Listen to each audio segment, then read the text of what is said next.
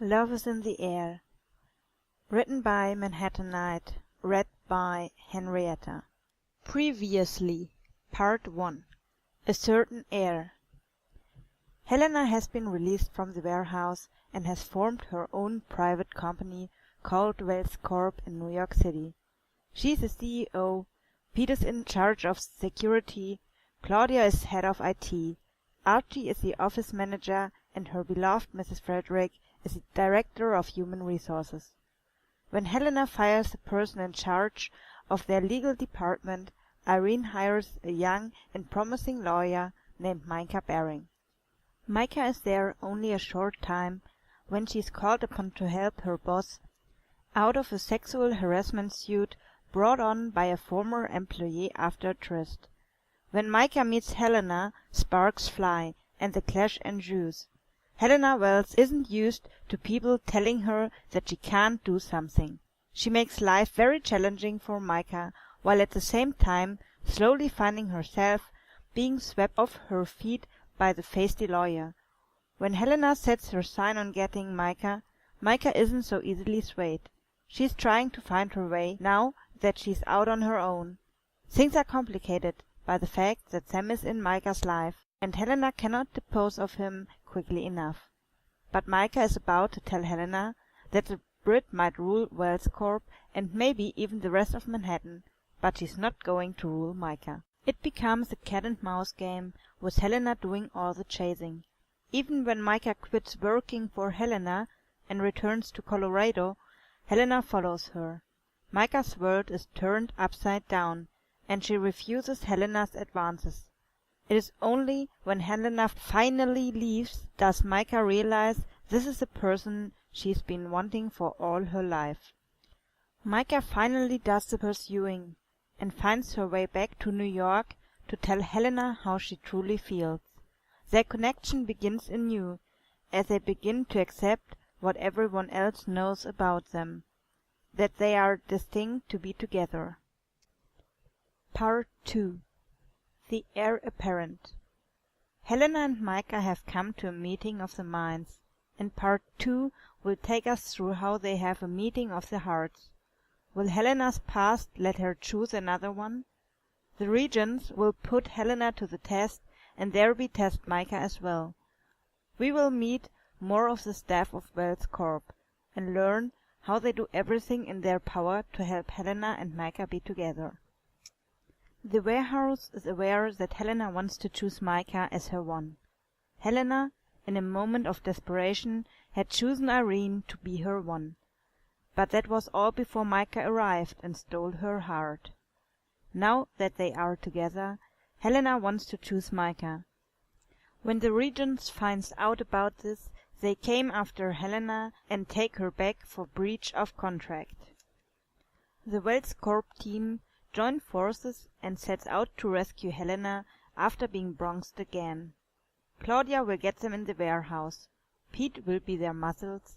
Irene will speak on Helena's behalf to the regents, but it is Helena's assistant, Eileen Sullivan, who will help Myka trust that she is the only one who can really save Helena.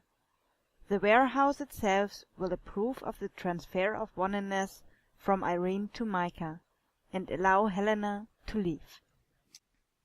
Part 3. The Rarefied Heir. As Myka settles into her life with Helena, there are a few surprises in store. For one, Helena's past keeps coming up, this time in the form of a former fiancé. But Myka is determined not to let Helena's former life get in the way of their future. Helena will solve cryptos, meet CIA agents, and invent a black glove that will send Myka literally over the edge, in public. Helena will be sent to anger management after an altercation when someone gets too close to Myka. Myka will find that as Chief Counsel for Wells Corp, her main job seems to be keeping Helena out of trouble.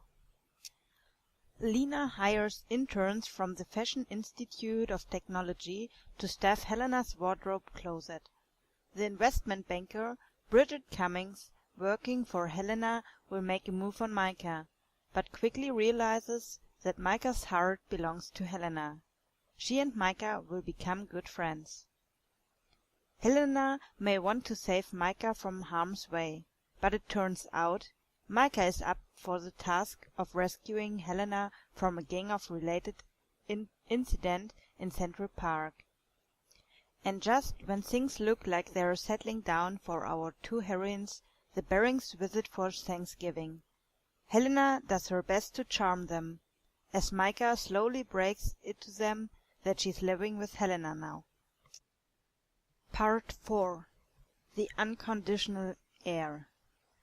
When Myka encourages Helena to write again and manages to find a pen that once belonged to H.G. Wells and gives it to Helena for Christmas, Helena does.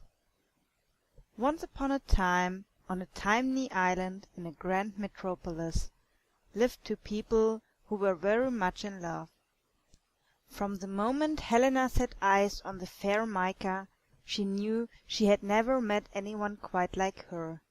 Their start had not been smooth, but once Helena came to her senses and realized that Myka was all she ever wished for, their friendship began and flourished, their love became legendary.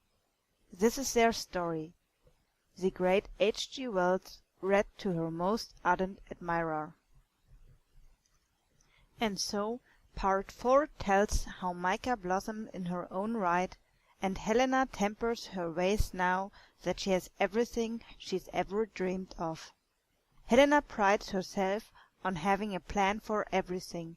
She has seen to it that her successor is in place for the day she no longer rules Wells Corp. And she has seen to take Myka on the adventures only a genius in love could come up with. Part 5. An Air of Confidence. Helena's discovery that she has a relative is confirmed, and she sets out to teach the young Eileen Sullivan what it is like to be a Wells and what it will take for her to run Wells Corp some day. Helena and Myka return from their first real vacation after spending a glorious week on Melody Island in the Florida Keys. Myka doesn't know it yet, but Helena will purchase the private island for Myka. Tracy Baring will visit her sister, and old wounds from Myka's childhood will open. Helena wants to eradicate the cause, but learns to trust that Myka can handle her own affairs. There's a traitor at Wells Corp trying to sell trade secrets, but the team will once again come together to protect Helena and Wells Corp. When she finds out about it, Helena uses it to her advantage and feeds the traitor information about Eileen, being Helena's long-lost relative. Myka marvels at the way Helena teaches the youth what it will take for her to run the company, explaining that it is only a baptism by fire that will train her best. The students who have been interning in Helena's closet were graduating, and Helena gives them sage advice at their commencement speaker. Helena and Myka are both ready to propose, and each will do it in their own unique way. They become the toast of the town in the latest media frenzy. What will the future hold for them? As far as Helena is concerned, anything that Myka's heart desires. Myka experiences their own oneness head-on when Mrs. Frederick has a heart attack. But Helena is there to save her, in only a way that Helena can, and without permission, of course.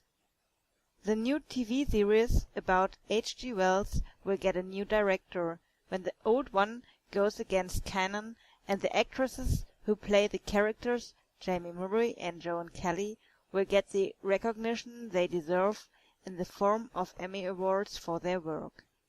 All the time, Helena and Myka will explore their lives together, convinced more than ever that they are meant to be with each other.